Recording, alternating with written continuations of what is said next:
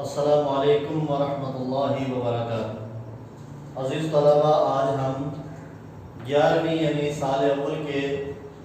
سرمایہ اردو جو ہمارے پاس کتاب ہے اس کے حصہ نظم میں سے دوسری نظم جو کہ نعت ہے وہ ہم پڑھیں گے۔ نعت کے اشعار کی مختصر تشریح میں آپ کے سامنے رکھوں گا۔ سب سے پہلے تو ہمیں یہ جاننا ضروری ہے کہ نعت ہے کیا۔ نعت ایسی نظم، ایسے اشعار کا مجموعہ جس میں امام الانبیاء جناب محمد رسول اللہ صلی اللہ علیہ وسلم کی شان بیان کی گئی ہو، آپ سے محبت کا اظہار کیا گیا ہو، آپ کی فضیلت بیان کی گئی ہو، یعنی ایسے اشعار جن کا تعلق نبی کریم صلی اللہ علیہ وسلم کی ذات سے ہو، اس ایسے اشعار کے مجموعے کو، ایسی نظم کو نعت کہیں گے۔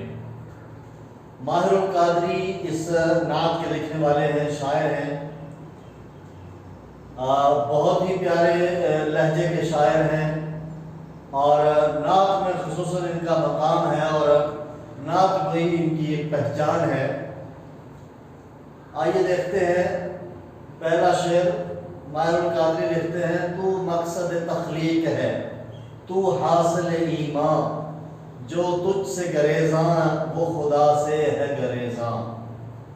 مقصد تخلیق یعنی پیدائش کا مقصد، اور حاصل ایمان یعنی آپ پر ایمان رکھنا ہی اصل ایمان ہے۔ جو تجھ سے گریزاں یعنی جو تجھ سے پرے ہٹ گیا ہے، جو تجھ سے منہ موڑ گیا ہے، جو تجھ سے دور ہٹ گیا ہے، وہ خدا سے ہے گریزاں، گویا کہ وہ خدا سے دور ہو گیا ہے۔ بہت پیارا شعر ہے۔ یعنی کہتے ہیں تو مقصد تخلیق ہے، یعنی کائنات کی ہر چیز آپ کی خاطر پیدا کی گئی ہے، آپ کے لیے ہی پیدا کی گئی ہے۔ تو مقصد تخلیق، یہاں تو سے مراد نبی کریم صلی اللہ علیہ وسلم کی ذات کو مخاطب کیا جا رہا ہے کہ کائنات کی ہر چیز آپ کے لیے پیدا کی گئی، آپ کی خاطر پیدا کی گئی۔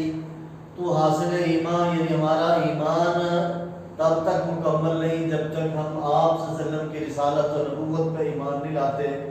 آپ کو اپنا رہنما، آپ کو اپنا ہادی مرشد اور آپ صلی اللہ علیہ وسلم کو ہی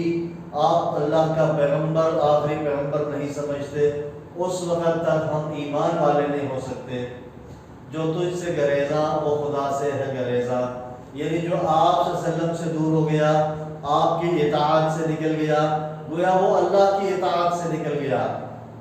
یعنی رسول اللہ صلی اللہ علیہ وسلم کی اطاعت ہی حقیقتاً اللہ کی اطاعت ہے۔ جیسے قرآن میں آتا ہے وَمَن يُطِعِ الرَّسُولَ فَقَدْ أَطَاعَ اللَّهَ، کہ جس نے رسول کی اطاعت کی گویا اس نے اللہ کی اطاعت کی، یعنی رسول اللہ صلی اللہ علیہ وسلم اللہ کی طرف سے آئے ہیں، اللہ کے بھیجے گئے ہیں، اور آپ کی اطاعت، آپ کی فرمانبرداری، آپ کے لائے ہوئے دین پہ چلنا، آپ سے محبت رکھنا، آپ کی بتائی ہوئی ہر بات پہ عمل کرنا، آپ کے نواہی سے روکے ہوئے کاموں سے رک جانا، یہ اللہ کا منشا ہے، اللہ کی مرضی ہے، یہ اللہ کی ہی اطاعت ہے۔ کیوں؟ آپ صلی اللہ علیہ وسلم اپنی مرضی سے بات نہیں کرتے۔ قرآن میں جیسے آتا ہے وَمَا يَنطِقُ عَنِ الْهَوَىٰ إِنْ هُوَ إِلَّا وَحْيٌ يُوحَىٰ، کہ آپ اپنی خواہش نفس سے بات نہیں کرتے بلکہ آپ کی طرف وحی کی جاتی ہے، بات اللہ کی ہوتی ہے، زبان محمد رسول اللہ صلی اللہ علیہ وسلم کی اور بات اللہ کی ہوتی ہے، اور حقیقت میں اللہ کی اطاعت جو ہے وہ نبی صلی اللہ علیہ وسلم کی اطاعت میں ہے۔ تو جو آپ صلی اللہ علیہ وسلم سے دور ہو گیا، آپ کی اطاعت سے نکل گیا، گویا وہ اللہ سے دور ہو گیا۔ اگلا شعر دیکھیے: کردار کا یہ حال، صداقت ہی صداقت، اخلاق کا یہ رنگ کہ قرآن ہی قرآن، یعنی نبی صلی اللہ علیہ وسلم کا کردار اس قدر شفاف، اس قدر پاک، اس قدر صاف تھا کہ مکہ کے لوگ جہاں آپ نے بچپن، لڑکپن، جوانی، اپنی عمر کے نبوت سے پہلے کے 40 سال گزارے تھے، 40 سال کوئی معمولی زندگی نہیں ہوتی، وہاں اس 40 سالہ زندگی میں آپ کو مکہ والے صادق اور امین کہتے تھے، آپ کے کردار کی شفافیت کی گواہی دیتے تھے، حتیٰ کہ نبوت کے بعد بھی جب دشمنی بڑھ گئی تھی، پھر بھی آپ کی کردار کشی کسی نے نہیں کی۔ جب بھی دشمن سے بھی آپ کے کردار کے متعلق سوال ہوا، آپ کی سچائی کے متعلق کہ آپ نے کبھی جھوٹ بولا، تو دشمن بھی گواہی دیتے تھے کہ نہیں، ہم نے اسے ما وجدناک الا صدقا، یعنی ہم نے آپ کو ہمیشہ سچا ہی پایا ہے۔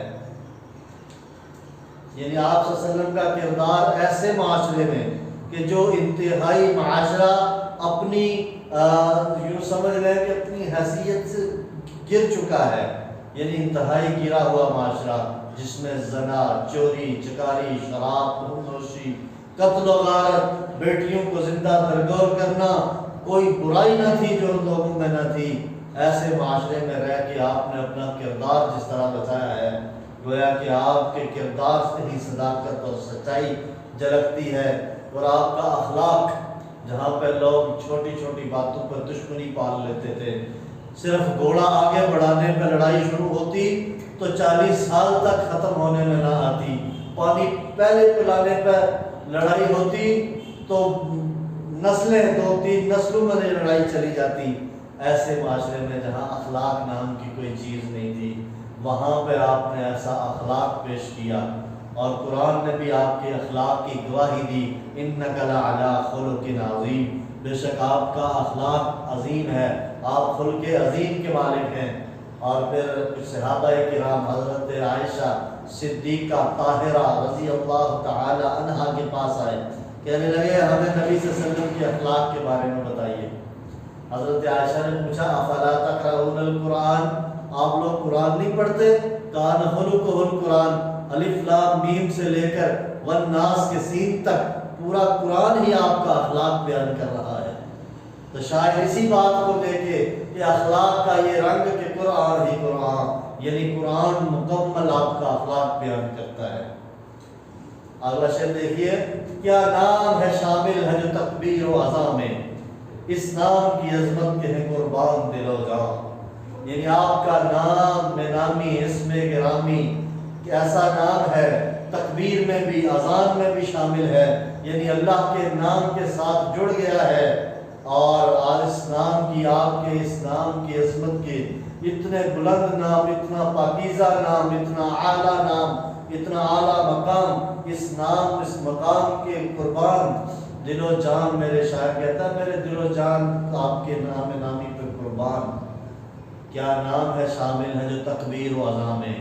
مؤذن جب کہتا ہے اشہد ان لا الہ الا اللہ، اس وقت تک اذان مکمل نہیں ہوتی جب تک ساتھ یہ نہ کہے اشہد ان محمد رسول اللہ۔ اور تکبیر میں بھی اللہ کے نام کے ساتھ، جس طرح قرآن میں آتا ہے وَرَفَعْنَا لَكَ ذِكْرَكَ، اے نبی ہم نے آپ کا ذکر بلند کر دیا ہے۔ اور جب آپ نے پوچھا کہ اللہ میرا ذکر کس قدر بلند ہے، فرمایا اذا ذکرت معی، جہاں میرا ذکر ہوگا، جہاں جہاں میری خدائی کے ڈنکے بجیں گے، وہاں وہاں تیری مصطفائی کے ڈنکے بھی بجیں گے، جہاں جہاں میرا ذکر ہوگا وہاں پہ آپ کا بھی ذکر ہوگا۔ مؤذن اگر اشہد ان لا الہ الا اللہ کہے گا، اس وقت تک اذان مکمل نہیں ہوگی جب تک اشہد ان محمد رسول اللہ نہیں کہے گا۔ دنیا کے اندر ہر وقت اذان چلتی ہے، اسلامی ممالک کے اندر انڈونیشیا سے شروع ہو کے پھر کوئی لمحہ ایسا نہیں ہوتا کہ دنیا میں اذان نہ ہو رہی ہو، اور اس نام میں اللہ کے نام کے ساتھ آپ کا نام بھی گونج رہا ہوتا ہے۔ اور یہ کیسا نام ہے، کس قدر، یعنی اس قدر عظمت والا نام ہے کہ جو اللہ نے اپنے نام کے ساتھ جوڑ دیا ہے، ہر تکبیر میں، ہر اذان میں یہ نام شامل ہے۔ اشکوں سے تیرے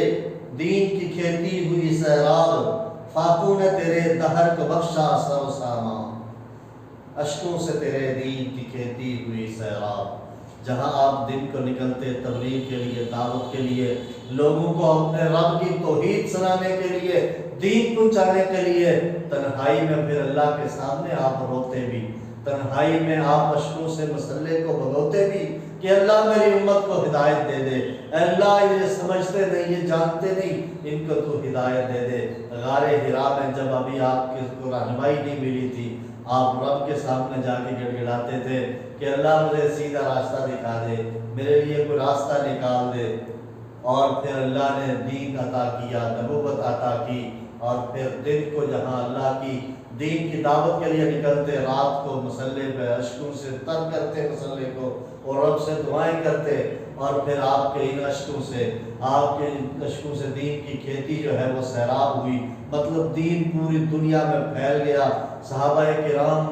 آپ کی اس دین کو لے کے پھر ساری دنیا میں پھیل گئے۔ آپ نے جو پنیری مدینہ میں تیار کی تھی اس نے پھر پوری دنیا کو دین کا پودا لگا دیا پوری دنیا کے اندر۔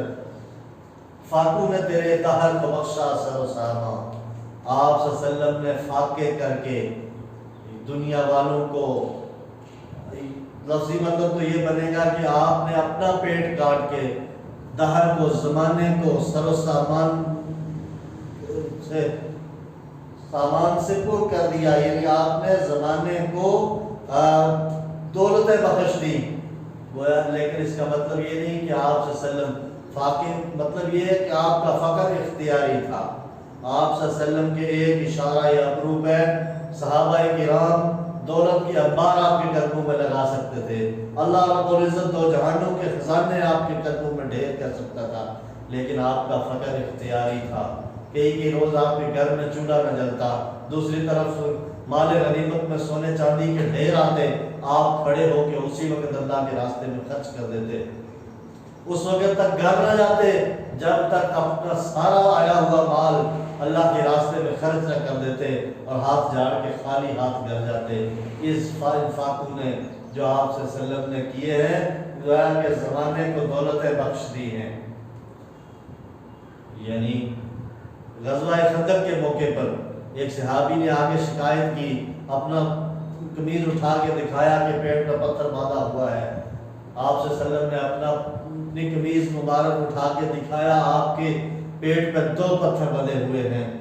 لیکن اس کے باوجود آپ اس قدر پر امید تھے کہ ایک جگہ پہ پتھر جب آیا نہیں ٹوٹ رہا تھا، آپ نے کدال لے کے اللہ کا نام لے کے اس کا ماری، اس میں سے چنگاری نکلی، آپ نے کہا مجھے ملک یمن کی چابیاں مل گئی، پھر چنگاری نکلی، آپ نے کہا مجھے روم و شام کی چابیاں دے دی گئیں۔ اور اس وقت بھی جب بے سر و سامانی کا یہ عالم ہے،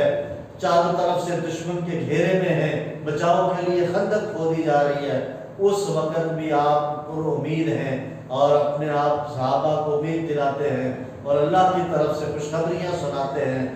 کہ ہمیں ملک شام کی جرنی، شام، یمن، روم، یہ سارے ایک نہ ایک دن ہمارے سرنگوں آئیں گے، ہمارا ان پر قبضہ ہوگا۔ فاتو نے تیرے دہر کو بخشا سر و سامہ۔ اگلا شعر دیکھیے، انسان کو شائستہ و خوددار بنایا، تہذیب و تمدن تیرے شرمندہ احسان۔ پہلے بھی ذکر کر چکا ہوں کہ وہ معاشرہ انتہائی بگڑا ہوا معاشرہ تھا، وہاں پر شائستگی اور خودداری نام کی کوئی چیز نہ تھی۔ آپ نے آ کے اپنے کردار و عمل سے، اپنی نبوت سے، قرآن سے، اپنے دین، اس دین کے ذریعے انسان کو شائستگی بخشی، تہذیب دی، خوددار بنایا، اور پھر شاعر کہتا ہے یہ تہذیب و تمدن جن کو آگے آپ نے لوگوں کو مہذب بنایا، آپ نے برائیوں کو آگے ختم کیا، بیٹیوں کو زندہ درگور کرتے تھے، عورت کو بڑا ایک سمجھا جاتا تھا، بے عزتی کا نشان سمجھا جاتا تھا، آپ نے اس چیز کو رواج کو ختم کیا، عورت کو معاشرے میں مقام دیا، بیٹی کی حیثیت میں، بہن کی حیثیت میں، بیوی کی حیثیت میں، ماں کی حیثیت میں، ہر ایک کا اپنا اپنا مقام متعین کر دیا، اور پھر اس کے جو لڑائیاں تھیں، جھگڑے تھے، لوگوں کی دشمنیاں تھیں، وہ ختم کر کے لوگوں کو مہذب بنایا، تعلیم یافتہ بنایا، تہذیب دی، اور یہ تہذیب و تمدن پھر آپ کے احسان مند ہیں کہ آپ نے اس معاشرے میں آ کے، ایک شاعر کہتا ہے صحابہ کرام سے متعلق، کہتا ہے خود نہ تھے جو راہ پر، اوروں کے راہ پر بن گئے، کیا نظر تھی جس نے مردوں کو مسیحا کر دیا۔ یعنی خود راہ سے ہٹے ہوئے تھے، لیکن جب دین آیا، توحید آئی، آپ نے نبوت اور رسالت کے ذریعے اللہ کا پیغام پہنچایا، وہ لوگ جو خود راہ سے ہٹے تھے، پھر اللہ نے ان کو دوسروں کا راہبر بنا دیا۔ یعنی یہ آپ کی نظر کرم تھی، یہ آپ کی نظر کا کمال تھا، آپ کی مسیحائی کا کمال تھا، کیا نظر تھی جس نے مردوں کو مسیحا کر دیا۔ آخری شعر دیکھیے، رحمت کا یہ عالم ہے، مروت کا یہ انداز، ماہر سا گناہگار ہے وابستہ دامہ۔ آپ کی رحمت جہاں پوری دنیا کے لیے تھی، آپ رحمت للعالمین بن کے آئے، انسانوں کے لیے، چرندوں پرند کے لیے، درندوں کے لیے، جانوروں کے لیے، ہر کائنات کی چیز کے لیے آپ رحمت بن کے آئے ہیں۔ اور آپ کی مروت، محبت، معدت کا یہ انداز ہے، کہتے ہیں ماہر سا گناہگار، اپنی کسر نفسی کے کر رہے ہیں کہ میں گناہگار آدمی ہوں، لیکن یہ آپ کی رحمت ہے کہ میں بھی آپ کے دامن سے وابستہ ہوں، آپ کی نعت لکھ رہا ہوں، آپ کی بات کر رہا ہوں۔ اور یہ کہتے ہیں یہ ماہر القادری، یہ اپنی اس نعت گوئی کو، اپنے اس نبی کریم صلی اللہ علیہ وسلم کی بات کرنے کو، آپ کی دامن سے وابستہ ہونے کو یہ آپ کی رحمت سے تعبیر کر رہے ہیں کہ یہ آپ کی ہی رحمت ہے کہ مجھ جیسا گناہگار بھی آپ کی بات کر رہا ہے۔ یہ مختصر میں نے تشریح آپ کے سامنے کر دی ہے، تفصیل کے لیے آپ کسی بھی خلاصے سے مدد لے سکتے ہیں، سن کے اپنے الفاظ میں بھی لکھ سکتے ہیں۔ اس کی آگے مشق جو ہے یہ بھی آپ نے دیکھ کے تیار کر لینی ہے، اور نعت کا خلاصہ بھی تیار کرنا ہے۔ آج تک کے لیے اتنا کافی ہے۔ وعلیکم السلام ورحمۃ اللہ۔